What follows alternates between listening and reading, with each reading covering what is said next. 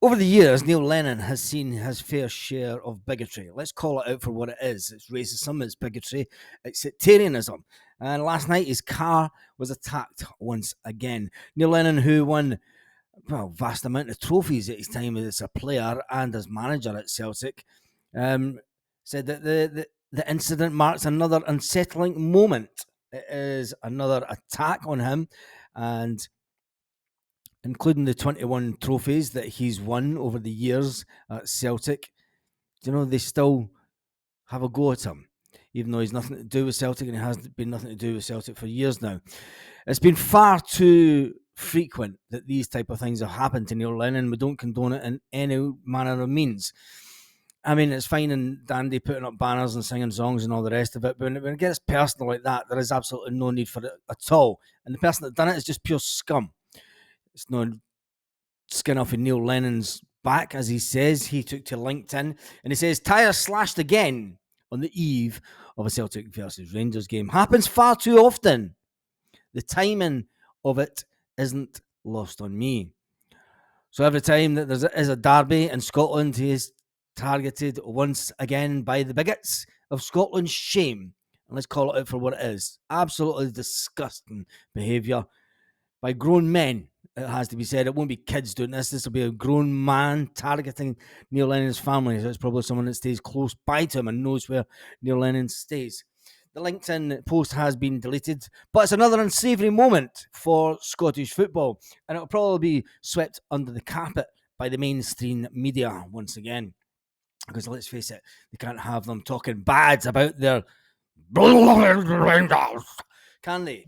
And it's disappointing that these things are still happening to Neil all these years after that he has left Celtic. But even Chris Boyd has had a bit of a meltdown, saying that Brendan Rodgers is playing. Brendan Rodgers is just playing to the galleries. Of course he's playing to the galleries. That's what managers do. That's what your manager does. He goes onto the pitch and he waves to the Union Bears who get their banners upside down and all squiggly line stuff. Anyway, I'm sure it's the Union Bears actually that might be in VAR, because the lines that sometimes come in VAR are pretty much similar to those of the Union Bears banners. Anyway, Chris Boyd has accused the Celtic manager of pandering to the fans in his second tenure at the club. What do you mean the second tenure? He pandered to the fans his first time as well.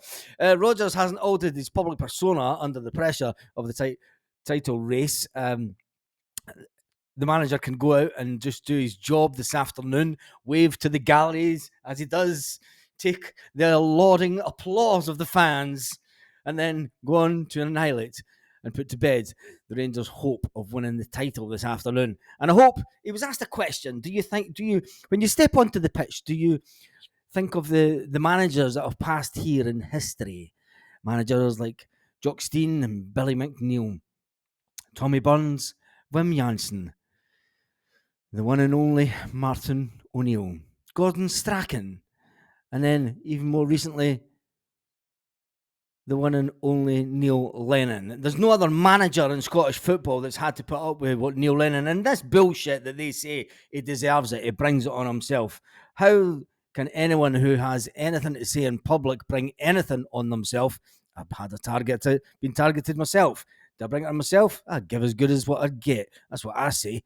But when it does get personal like that and damaging your property, well, let's hope they get where this comes.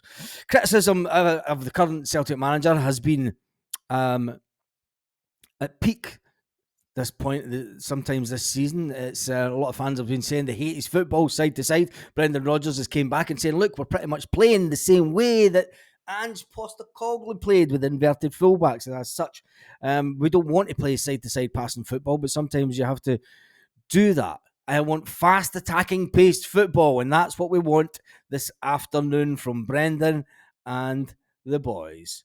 So on that note, it's unfortunate about Neil Lennon. It is disgusting what goes on with Neil Lennon in this day and age still after all those years. You think about it, it was 24 years ago that he came to Celtic, and he's had 24 years of complete nonsense from the other side of the city, which is unfortunate.